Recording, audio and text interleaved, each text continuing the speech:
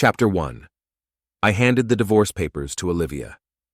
She gave me a cold glance, indifferent, as if I were a complete stranger. In our 5 years of marriage, we never once shared a bed. Since our wedding day, we always slept separately and hardly ever ate together. Yet, in public, she pretended to be a loving wife, flaunting what appeared to be a perfect marriage. I was a legal advisor at the L Group, while she was the Eyes Olivia in a novel. If you looked at us, I'd seem like the typical live-in son-in-law in a wealthy family. But our marriage wasn't the result of a great debt. The Liu family owed mine, nor was it because of love, nor was it arranged by our parents. It was simply an accident. Because of that, I had to endure the cold stares from my father-in-law and brother-in-law. They treated me with disdain, both at home and at work, as though I were a dog they didn't even need to feed. But I tolerated it all because of that one accident. Olivia's eyes were distant as she said flatly, "Ethan, do you think I would never divorce you? Talking about personal matters during work hours, that's an $1,800 fine." She was certain I wasn't genuinely seeking a divorce, but was just trying to pressure her. Her distant gaze reminded me of that afternoon, long ago. 3 months into my job, my boss had targeted me several times because I had unknowingly taken a position he had wanted for his own candidate. He criticized my writing style. Frustrated, I went to the corner of the company courtyard to smoke. That's where I met Olivia. She was stunning in a black, form-fitting dress, her hair swaying gently in the breeze. Her features were delicate, with red lips parting under a high nose. Her eyes, framed by thick lashes, looked like a spring pool. As I approached, I caught the faint scent of flowers. Despite her beauty, she was crying against the wall. I took a deep breath and impulsively patted her shoulder. She looked up at me, startled, her teary eyes shimmering. I felt deeply sympathetic and said, "Did you get scolded too? Let me tell you, the higher-ups here are all brainless. Why get mad at idiots?" She frowned and asked, "Are they all like this?" "Of course," I replied. I lit up another cigarette while naming and cursing all the leaders I knew, venting my frustration for 10 minutes. Then I added, "If the company keeps running like this, it'll be doomed. Don't be sad. Curse them too. Every employee curses their boss. You'll feel better if not. Just lean on my shoulder." To my surprise, she leaned on me, finding solace. Her hair brushed against my cheek. Smelling sweet, I could feel her breath, initially rapid, gradually calming down. My heart pounded like a jolt of electricity, and I couldn't calm myself. I thought it was a beautiful afternoon, but then she got up, smiled, and pointed to my badge. "Ethan, right? Slacking off and smoking during work hours. $1,800 fine." Later, I learned she had cried because of Kaito, but by then, I had already fallen deeply in love with her. Olivia never liked me from the start. It was always Kaito, so I didn't argue. "Fine me." "Let her," I said. "Olivia, I want a divorce as soon as possible." Finally, Olivia glanced at the papers and said, "Ethan, if you want to trick me, at least make it a real divorce agreement, only compensation?"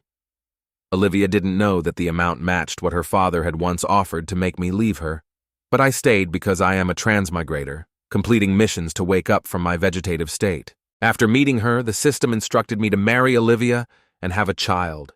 No matter how hard I tried, I couldn't warm her heart. There was no future for us. This money was merely belated compensation. I didn't want to argue. The $50 million in the agreement was negotiable for the Liu family, and a fortune for me. Enough for a life of luxury.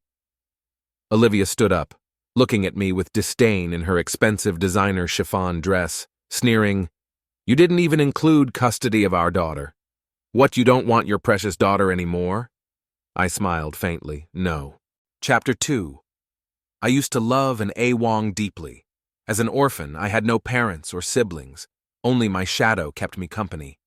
I didn't understand the meaning of family until I first held Lily in my arms. Seeing her tiny face, feeling her warmth, my heart melted. This feeling filled my soul, completing a part of me that had always been missing. Every smile, every glance from her brought me immense happiness, making me feel that I finally had a family, someone worth protecting with my life. I gave her all the affection I lacked in my childhood. I was incredibly protective of her, as she was my only blood relative. so if I didn't cherish her, who would? But Olivia had no feelings for Lily, as Lily had been an unexpected pregnancy. Olivia's contempt for me also transferred to Lily. When the doctor placed Lily beside her after birth, she barely glanced at her before turning away, saying, "She looks like Ethan." Then she left Lily for me to care for. Her mother didn't love her, so I played both father and mother. People say daughters are like little jackets to their fathers. I had never received familial love, and I wouldn't let my daughter miss out either. For 4 or 5 years, I poured all my patience and love into every stage of her growth. Strangely, Lily adored Olivia. She had a talent for languages. At just 3 years old, she coldly said to me, "Mom doesn't spend time with me because of you, Dad," Lily said, and at 4 years old, she met Kaido, who had returned from abroad after his divorce. She told the nanny, "No wonder Mom likes Kaido. I like him too. Uncle Kaido is so much better than Dad. He's handsome and rich, always buys me lots of treats. Unlike Dad, who never lets me have anything fun just because I wouldn't let her eat too many sweets." She pouted angrily. I overheard her complaints from the kitchen, feeling discomfort rise in me. I gently replied, "Lily, Daddy will make you some new candy. Daddy made them himself. Pear and hawthorn candy. They're delicious and healthy." But she grabbed the candy I made and threw it in the trash, shouting, "I don't want your garbage! I want the fancy candy Uncle Kaido brought from Italy! I want cavities!" I stood there, stunned. In that moment, I realized just how much Olivia's daughter mirrored her. Both of them were indifferent to my affection, especially on her 5th birthday, when both Olivia and Lily invited Kaido. As the candles were lit, I suddenly heard a voice I hadn't heard in a long time, the system's voice. "Host, long time no see. I'm back." Though others couldn't hear it, I instinctively stepped outside. "Host, your mission is complete. You have enough points to return, or you can choose to stay. After all, you have a family now. In the original world, you were all alone." I hesitated. Just as I stepped back into the hall, I overheard Lily's birthday wish. Her voice was loud and clear, with no regard for me. "Can Mom and Dad divorce? I want Uncle Kaido to be my dad." Everyone was stunned. Olivia merely frowned slightly and said, "Make another wish." Kaido teased, "You can't say that. Did you get your dad's permission to switch dads? You'll get a spanking." His eyes, however, were filled with undisguised pride. I smiled and turned to the system. "Take me home. I don't want to wait another second." Chapter 3. But then, the system delivered bad news. Due to the overwhelming number of second and third-time transmigrators, there is now a cooling-off period for leaving the system. I was stunned. The system cleared its throat before adding, "Just like a human divorce cooling-off period, you'll need to wait." I blurted out, "Wait for what? Damn it." The system reminded me to use civilized language, so I restrained myself and asked, "How long?" 3 years. 3 years? I responded. "Are you kidding? Wait until all the vegetables in your garden wither?" The system paused for a moment before saying, "Host, your insults are quite sophisticated." After a brief silence, it continued, "As compensation for my long absence, I'll increase your points by 1/3. So when you wake up from your vegetative state, your body will be completely healthy." "Fine," I said, "but I'll finalize the divorce first." That's why I stood in Olivia's office, looking at her as I said, "Olivia, let's get a divorce." Olivia looked up, staring straight into my eyes, and mockingly asked, "Ethan, have you forgotten who begged me 5 years ago to have Lily? You said if I didn't, you'd die. Those were my words." That year, when Olivia heard of Kaido's marriage, she drank all night, heartbroken. She came to me and said, "Ethan, look at me. Why am I not good enough for Kaido? Why did he marry someone else? If he can marry another woman, I can find another man. Ethan, you like me, don't you? You've waited for me, right?" I nodded, and we kissed passionately that night. Despite precautions, she accidentally became pregnant with Lily. Her first reaction was to have an abortion, unwilling to bring a child into the world that might stand in the way if Kaido came back for her. But then the system spoke. "If you abort now, it will mean mission failure. You know the consequences, host." I begged Olivia, driven by the system and my own deep desires. If the baby dies, so will I. I swear I'll take care of both of you for life. Without my plea, Lily would never have been born. Olivia didn't care about me, didn't care about Lily. She only cared about one person, Kaito, who had lived with her in the orphanage and saved her. Olivia always wanted to marry just one person, Kaito. The day her biological father took her from the orphanage, she cried and begged Kaito to wait for her and marry her. She held on to those feelings for him. But the next news she heard about him was his marriage. It was much later that I learned that Olivia agreed to my proposal and decided to keep the child, not because she believed my words, but because of something Kaito said to her. Olivia, why do you think you deserve me to wait for you forever? Chapter 4. I looked at Olivia's beautiful face, but all I could think was, I hope I never see her again.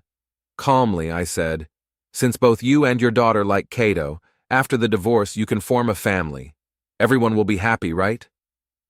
Olivia smiled at me, but beneath that smile, I could see her disdain and arrogance. She said, Ethan, aren't you hypocritical? Do you think this will make me beg you? You really disgust me. Also, the child is mine. You tricked me into having her.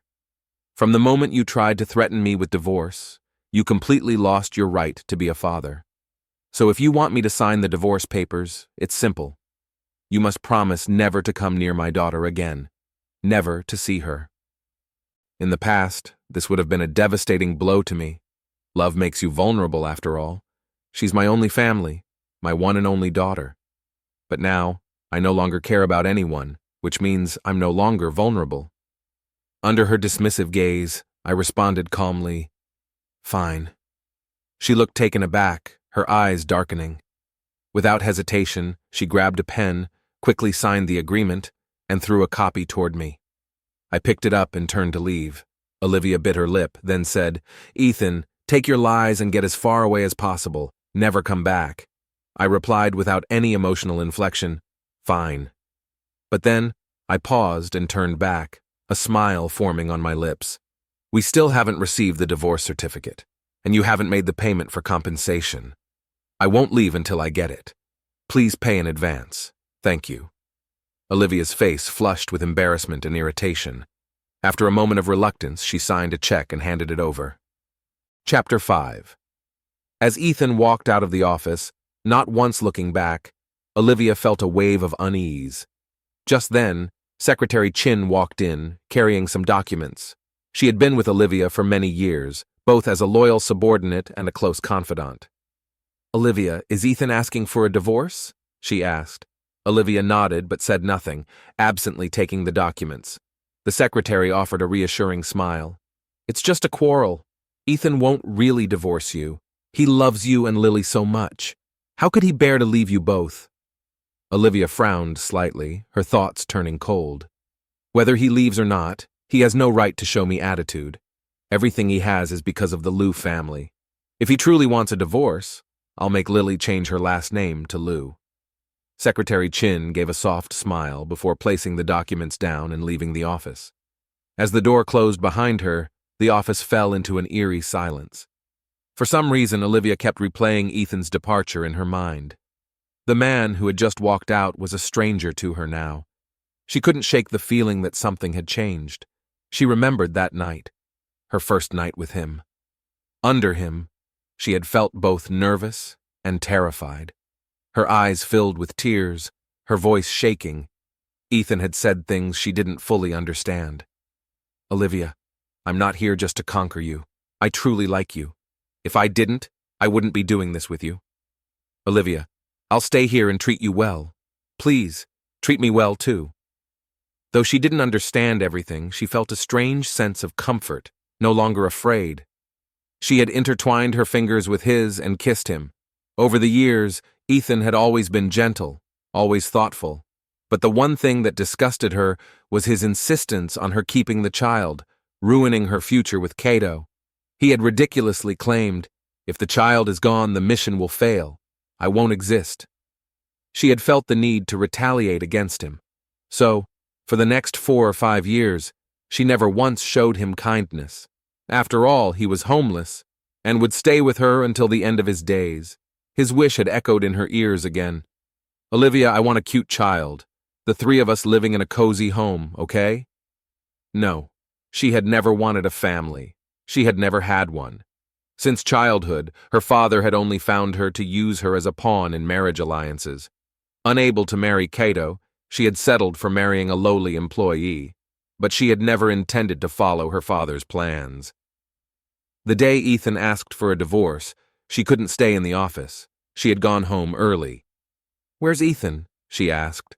The nanny whispered, "Sir moved out this afternoon." Inside, Olivia felt a surge of panic, but she didn't show it. Instead, she sneered, "He's quite convincing." Then she walked into her bedroom, shutting the world out. Chapter 6. After receiving the divorce agreement, I went home, packed a few things, and prepared to leave. Lily was in the living room, playing on her tablet, a candy in her mouth. Colorful wrappers were strewn across the floor. She glanced at me and flatly said, "Mom lets me eat these. Uncle Caito gave them to me, so mind your own business." I smiled. "I won't mind at all. You can eat 100 if you like." I squatted down and pinched her cheek. "If you get cavities, it's your problem, not mine." I sighed and added, "Lily, I'm leaving." "Where to?" she asked, looking up at me. "To make room for your new dad. I won't come back here anymore."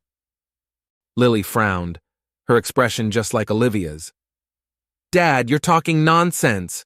Mom says you're an orphan, and without clinging to her, you have nowhere else to go. Dad, you're so useless. You're a failure. No one in this family likes you or needs you. Uncle Caito would never be so pathetic, always working or hovering around the child. It's so annoying. Dad, you should leave. I won't miss you." Then, without another word, she lowered her head and went back to her game. Watching her, with her back turned to me, if this had happened before, it would have broken me. I used to ask her what she was playing, if she'd teach me, if I could join her, a grown man, playing girls' games, tea parties, and role-playing. I sacrificed so much time just to be with her, but all I received in return was her contempt. Any small disagreement would result in tantrums or sulking. Now, I didn't care anymore. "All right, Lily," I said. "I hope you can keep that tough mouth of yours." With that, I dragged my suitcase toward the door. The warm sunlight hit my face, stinging my eyes, and a phrase flashed through my mind. Live towards the sun. Chapter 7. Since I only had to wait 3 years, I quit my job, took the compensation, and settled into an apartment in a nice community. No need to buy. I wouldn't be able to take it with me after 3 years anyway. The community was beautiful, and from my window, I had a perfect view of the sea. I could see people walking into the waves. A little boy, alone, slowly walked toward the waves. Without thinking, I ran downstairs in my slippers, crossed a road, and made my way to the beach. I picked up the little guy and asked, "Where are your parents?" The boy, about 3 years old, had big, round eyes that looked like grapes. His eyes were wet, as if he'd been crying, but he didn't say a word. He simply clung tightly to his clothes. Just then, a woman walked over. Her long hair flowed like a waterfall in the sea breeze, her fresh, natural look complemented by a gentle smile. I hadn't noticed her before, sitting on a hammock under a tree, watching him. "Thank you, but don't worry. He wouldn't dare go further. I was watching him," the woman said as she approached to take the boy from my arms. "Daniel, come home with Mommy." But the boy refused to let go, clinging to my pants. With his chubby little mouth, he said, "Hug." The woman was taken aback but smiled. This is the first time Daniel has ever asked a stranger to hug him. I rubbed the little guy's head. Since I had nothing better to do, I decided to carry him back to the community. It turned out they lived next door. The woman paused for a moment before speaking. "Mr. Wong, Daniel seems to like you. I know you're single and currently not working. It's just me and my son. I'm a doctor and I often bake. If you're willing—" Before she could finish, I quickly handed the boy back to her and interrupted. "Miss, if you're interested in me, just say it. With your height, long legs, fair skin, and beauty, you look like a celebrity. Why are you acting like a stalker? How did you find out so much about me?" She looked stunned, then replied, "Mr. Wong, I wanted to ask if you could help look after Daniel for a while. I just fired his nanny for mistreating him and need someone to watch him until I find a new one. I saw how you cared for children, so I thought I'd ask. I can make you some treats in return." I was speechless. What a misunderstanding. But after a moment of reflection, I asked, "How did you find out so much about me?" "Well, I know your information because I'm your landlord," she said with a slight smile. After confirming her identity, I felt embarrassed, but I'm someone who can admit when I'm wrong. "Miss Landlord, I apologize for being creepy, okay?" I said, trying to laugh off the situation. Chapter 8. Regarding her request, I thought for a moment and planned to decline. After all, looking after children is troublesome. I used to care for Lily because I was her biological father. I wanted to make up for the affection I had lacked during my childhood by filling the void in my heart. But now, taking care of another child was something I wasn't prepared to do. Kids at this age love to run around, and I couldn't bear the responsibility if something went wrong. However, just as I was about to say no, she added, "You can name your price." I sighed and said, "Sure, sister. When do I start?" There was no helping it. The child's pitiful eyes were impossible to resist, and I couldn't turn down such a lonely mother and son. Unlike my daughter, Daniel was very quiet and didn't talk much. I took care of him with the same dedication and effort I had given to my own daughter. He often sat quietly on his little stool, watching me play video games. Every time I won, he clapped his hands and praised me. "Brother Wong is amazing! Brother Wong is the best! Brother Wong dominates the game!" Mia looked on, speechless. I explained to her, "I had him call me Brother Wong. It's better to be friends with kids, not enemies." Daniel chimed in, "Brother Wong is my best friend. Mom, don't worry. I'll take care of him. You go to work." Sometimes, while playing, I would zone out for a moment. Lily never did this. She always complained, "Dad, this is boring.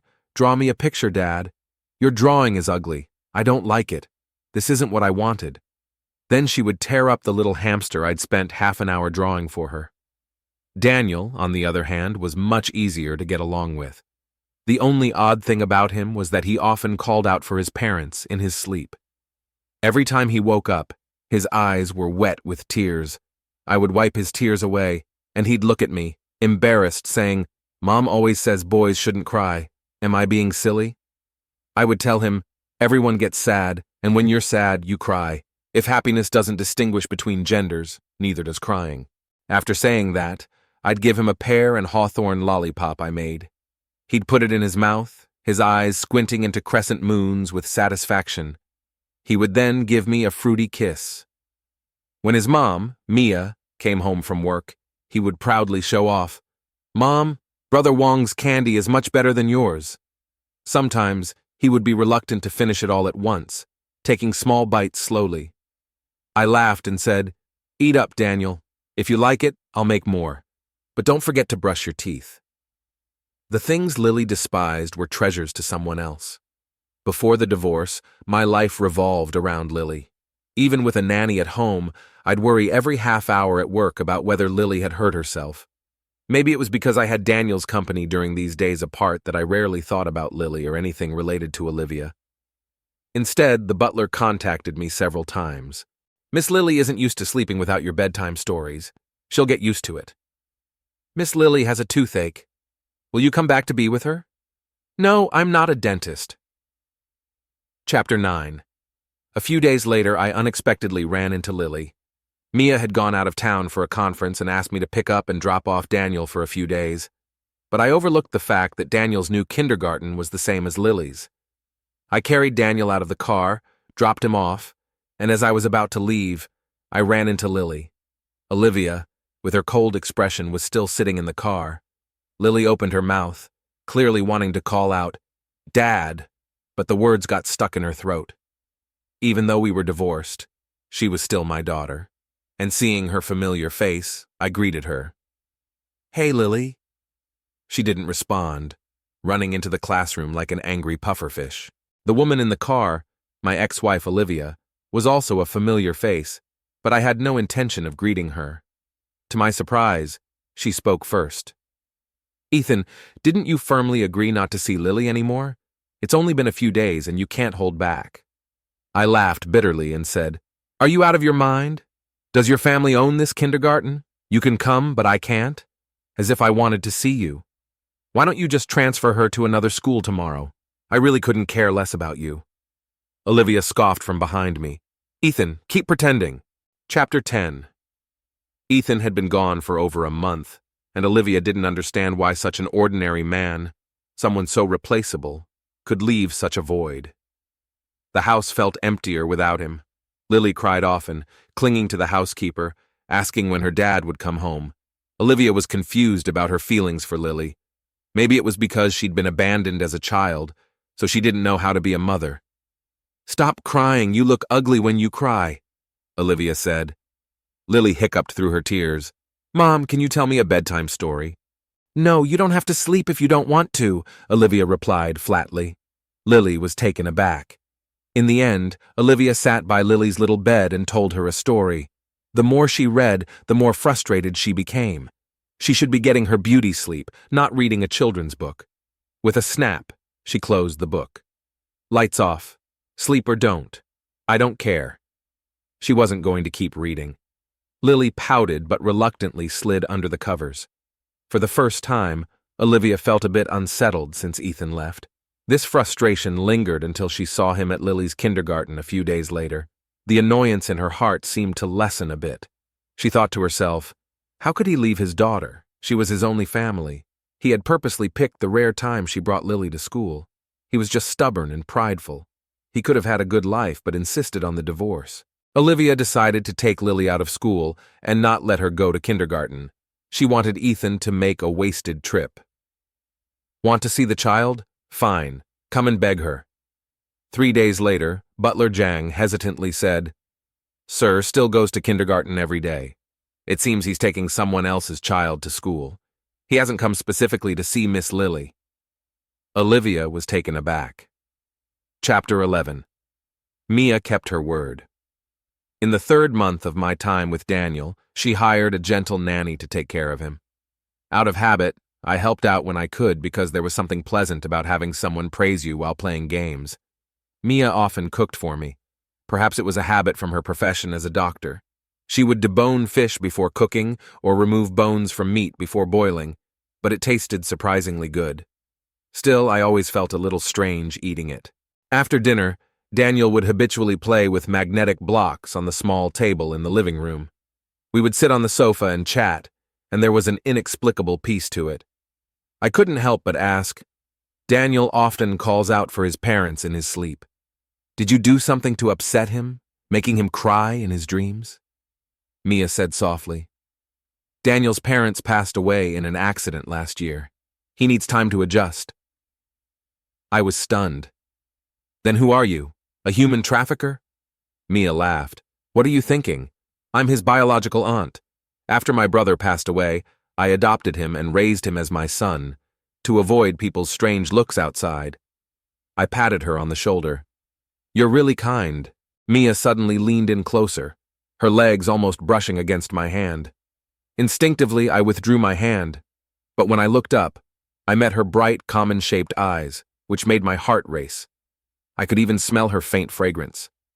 She said, "Ethan, do you think a single mom like me can find a man who likes her?" I was speechless.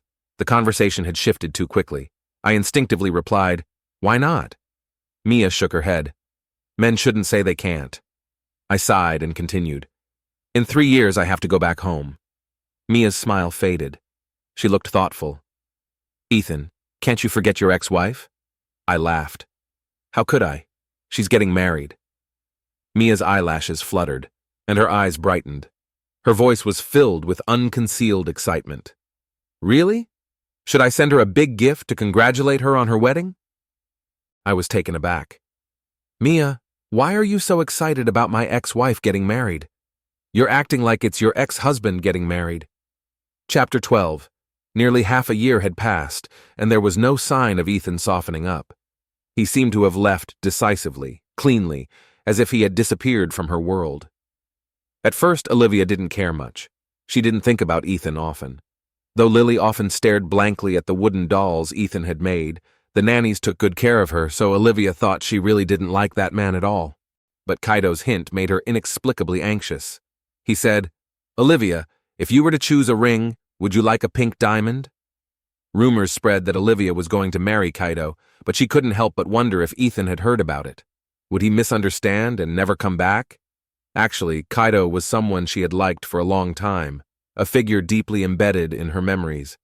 She remembered arriving at the orphanage, thin and weak, looking like a little kitten ready to be bullied, and she had been bullied by the other kids there.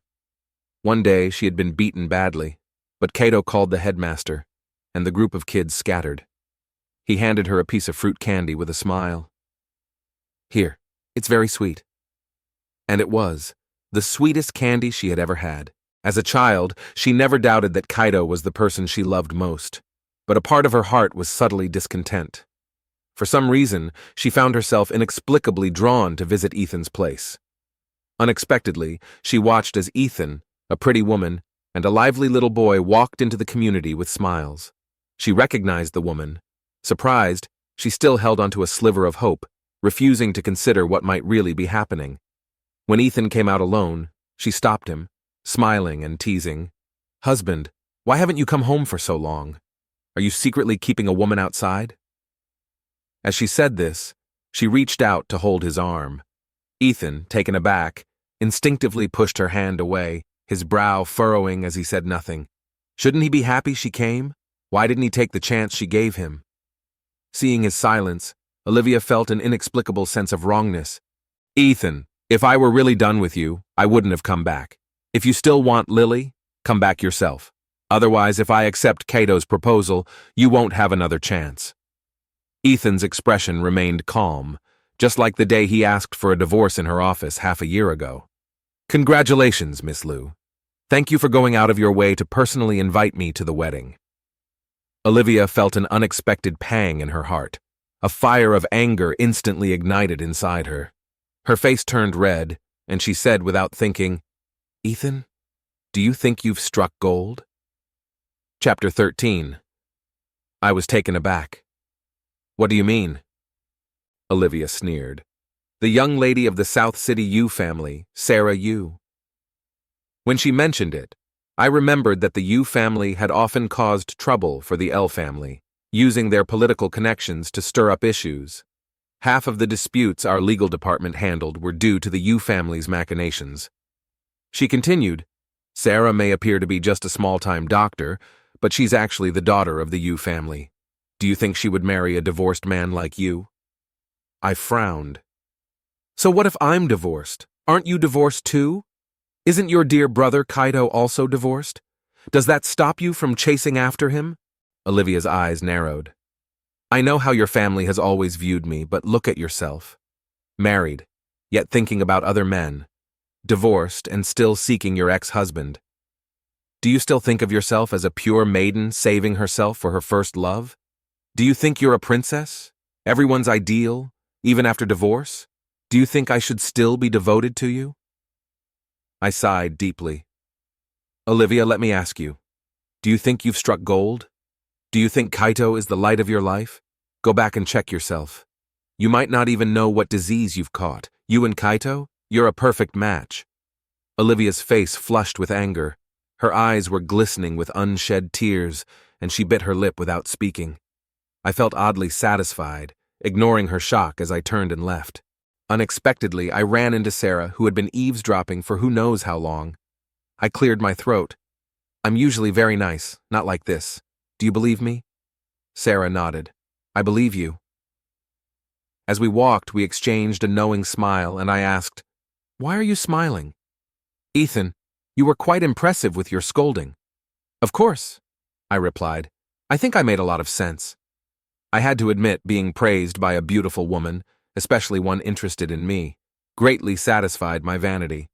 I quickened my pace, and Sarah followed leisurely.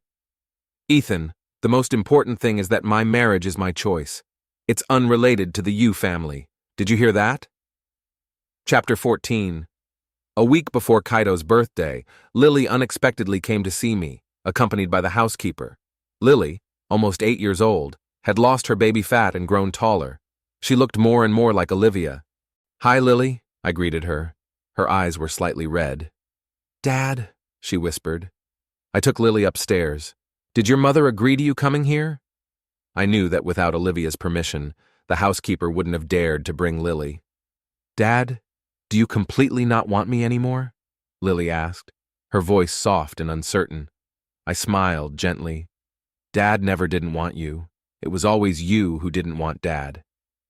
"Then why don't you come home?" she asked, her eyes full of hope. I sighed.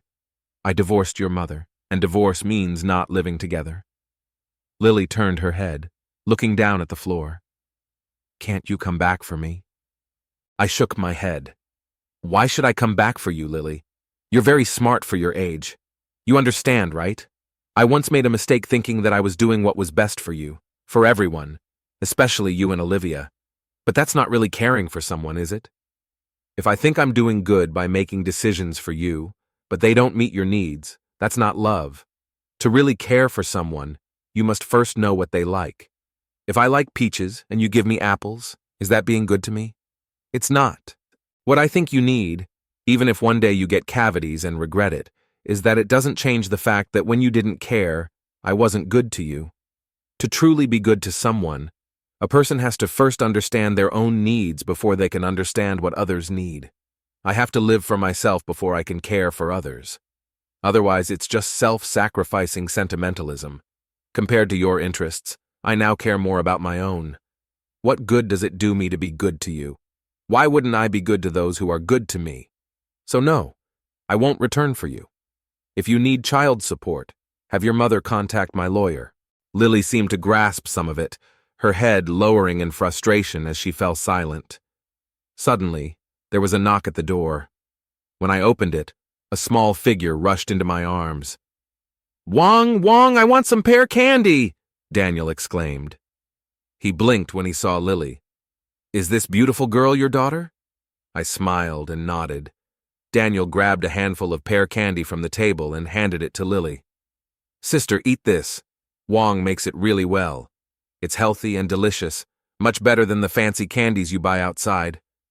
Lily took the candy and immediately burst into tears. "Dad, I'm sorry." She had clearly remembered throwing away the candy I had made with my own hands. Sometimes, things we throw away are the hardest to get back, especially when they're tied to love. Chapter 15. Olivia married Kaito. The wedding was grand and lavish, and it quickly trended on South City's social media. In the photos, Kaito was grinning from ear to ear, while Olivia's smile looked forced. Lily, dressed as the flower girl in an exquisite little dress, wore a face that mirrored her mother's. However, the birthday wish Lily had made when she was 5 finally came true. "I can only say, daughter, you must face the consequences of the wishes you make." Strangely enough, it was Mia and Daniel who seemed the happiest about Olivia's wedding. The mother and son insisted on taking me to the villa for a vacation. "Ethan, there's a beautiful starry sky out there and we can set off fireworks." Daniel spun in circles, beaming. I love watching fireworks. Watching Daniel slowly step out of the shadow of losing his parents and growing happier with each day brought me happiness as well. Under the night sky, we ate hot pot and sliced watermelon. The stars above were countless, fireflies danced around, and frogs croaked in the nearby pond. This was the kind of life I wanted. As Daniel handed me a slice of watermelon, he said, "Brother Wong, your ex-wife got married. Are you sad?" I nearly choked on my watermelon. "Who told you to ask that?" "Mom didn't tell me to ask. I asked myself," Daniel answered, with all the innocence of a child. Mia, her slender form slightly trembling, replied, "Brother Wong, don't be sad. You still have us. Even if that pretty sister calls someone else dad, you still have me. Can I be your son from now on? I'll call you Brother Wong and you can call me son. How about that?" I scratched my head, considering it. It didn't sound so bad. I pinched his chubby little face and said, "What else do you want to say? Just say it all at once." Daniel cleared his throat, trying to sound serious. "If you think having me as your son isn't enough, I'll give you my mom as your wife too." My hand shook slightly. This kid was something else.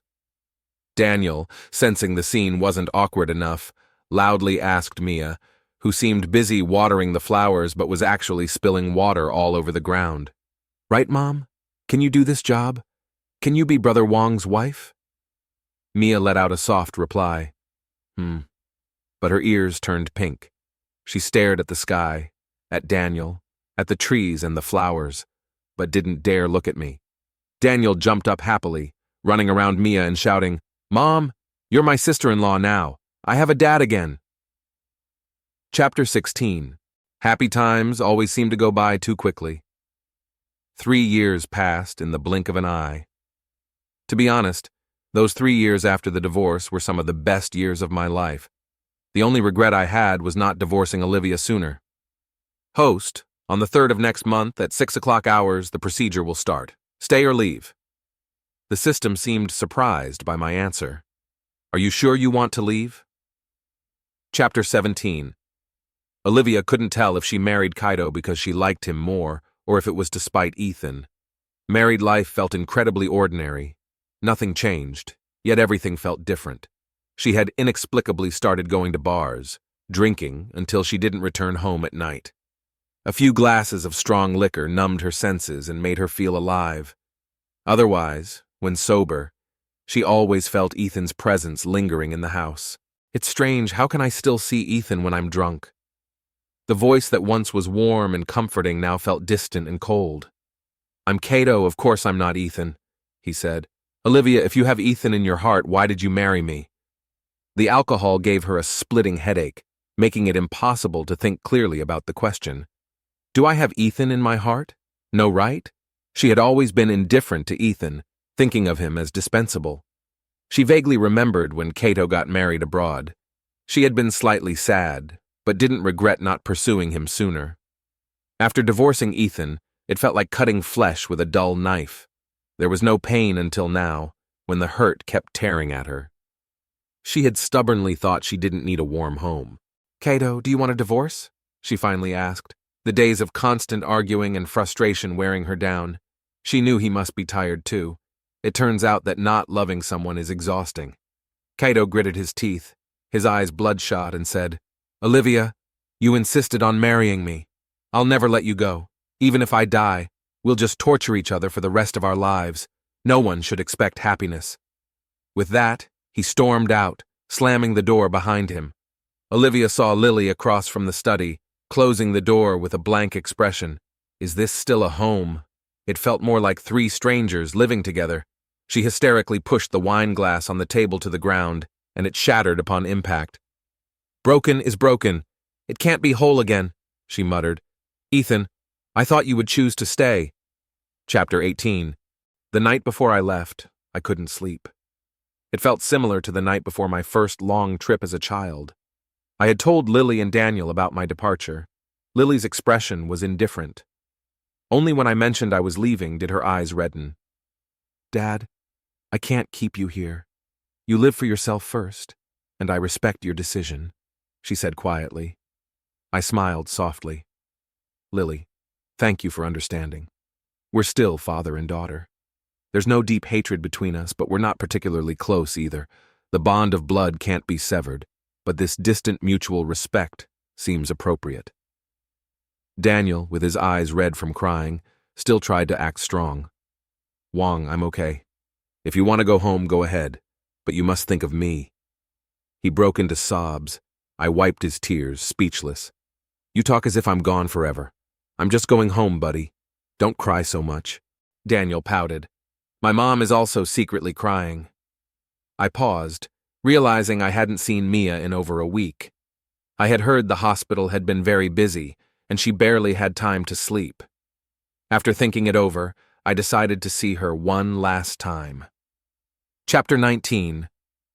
I had never seen the hospital so chaotic. Blood was splattered across the walls, and a group of doctors and nurses rushed a patient toward the operating room. I caught a glimpse of the patient, dressed in a white coat, and my heart sank. Who was that patient? I couldn't get through, but someone explained that a middle-aged patient had attacked a doctor and then jumped to his death. The doctor who was stabbed, Dr. Lin, was known for her integrity and skill. It was heartbreaking to hear. I felt my heart race.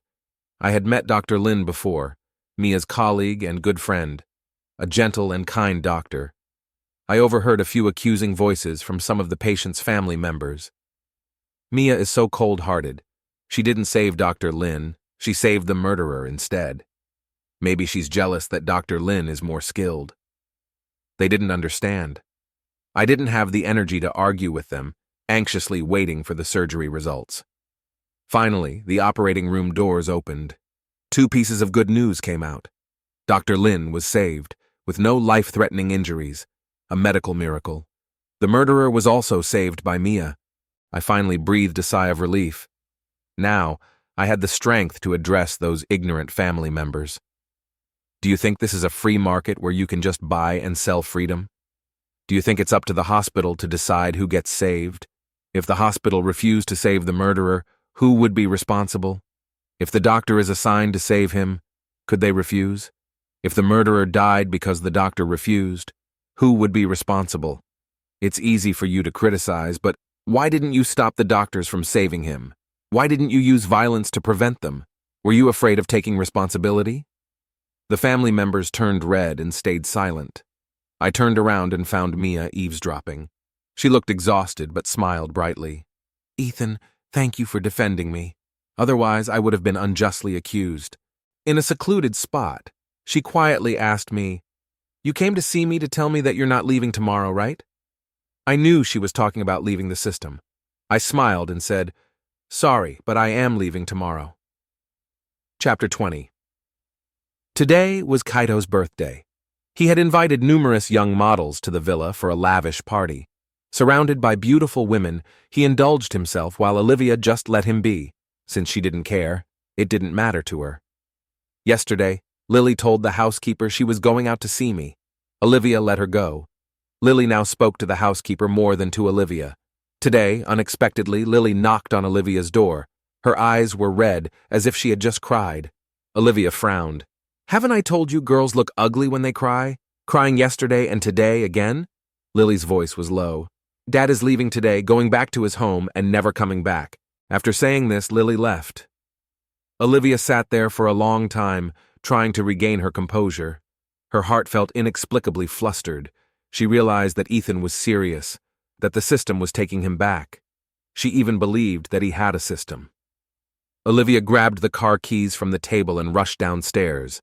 Just as she opened the door, Kaito was standing outside. He walked in and slammed the door shut, grabbing Olivia by the face and cursing her. "Olivia, have you ever considered my feelings?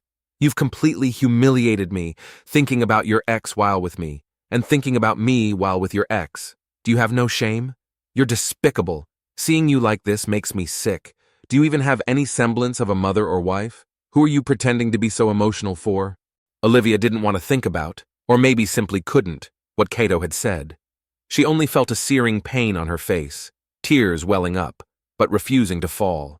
She felt a sense of anxious urgency, as if time were slipping away, but Kaito stood firmly against the door. She pushed, shouted, and made a scene, ruining most of her makeup in the process. "Move! Get out of the way! Go away!" she screamed, but no matter what she did, she couldn't push him aside. Finally, she stepped back, standing by the window, and sneered at him. "Kaito, did you ever consider my feelings with all the things you've done? Secretary Chen, Alicia, Sophia, you could have anyone. Why did you have to go after my friends?" The next moment, she pushed the window open and jumped. There was no time left. If she didn't leave now, she felt she would go mad. Ignoring the pain from the fall, she crawled to the car and floored the gas pedal. Maybe this was her last hope, that Ethan could still stay. But things didn't go as she hoped. Speeding recklessly, she collided with an oncoming sports car at a corner. The deafening crash shattered any sense of control. Her consciousness started to fade, the airbag deployed and blood dripped from her head. One leg was stuck under the seat, probably useless now. This was the first time Olivia cried since the divorce, crying like a child. She knew there were no more chances, no chance to keep Ethan. Today was the day I was supposed to leave, but I didn't, and now no one knows. I finally found Mia and her son under the setting sun. Mia stood like a jade statue, silently staring at the distant coastline. Her expression was lonely and sorrowful. Daniel, with the little shovel I gave him, was digging in the sand. As he dug, he muttered to himself, and I walked closer, chuckling at what I heard. "Crab, Don't come and pinch me, Daniel said. Wong left. I thought of 100 happy things to hold back my tears. If Mom can hold back, so can I.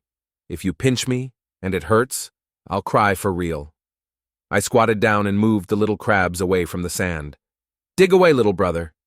Daniel looked up, stunned, then turned and shouted, Mom, come quick. I'm seeing things in broad daylight. I see Wong in the sunset. Mia slowly showed a faint smile, with a bit of redness at the corners of her eyes.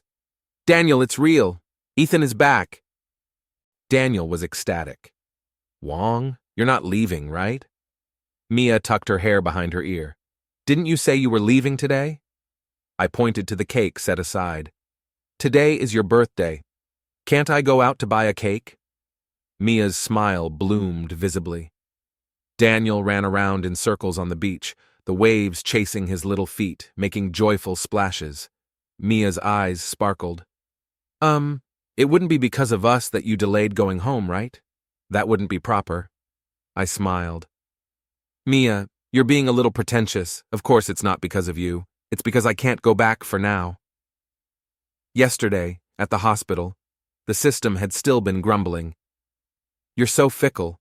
Last month you said you wanted to leave and now you want to stay? System, can you help me out? Can I use my points to save Dr. Lin's life? The system had told me that Dr. Lin couldn't originally be saved and would have died. Sure, host, but once confirmed, your points will be reset to 0 and you'll have nothing left. You won't be able to go home. It's okay, system. I'll earn more. If that's not enough, I can borrow some of your points.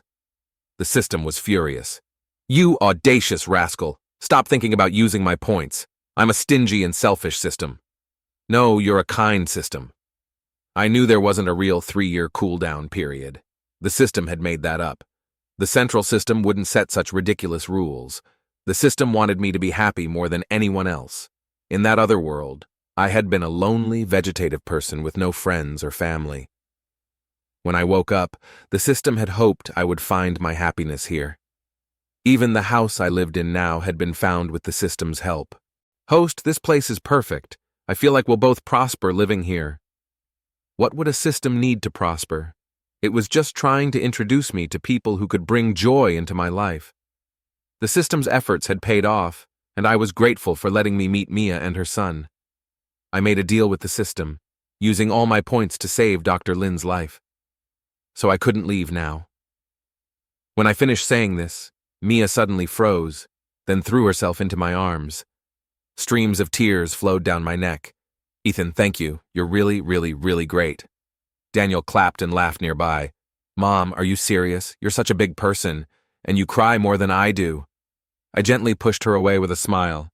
Yeah, crying like this? Are you trying to make an ocean? I laughed and Daniel joined in. Until the sun dipped below the horizon, the three of us bathed in the twilight glow, walking home together. Our home.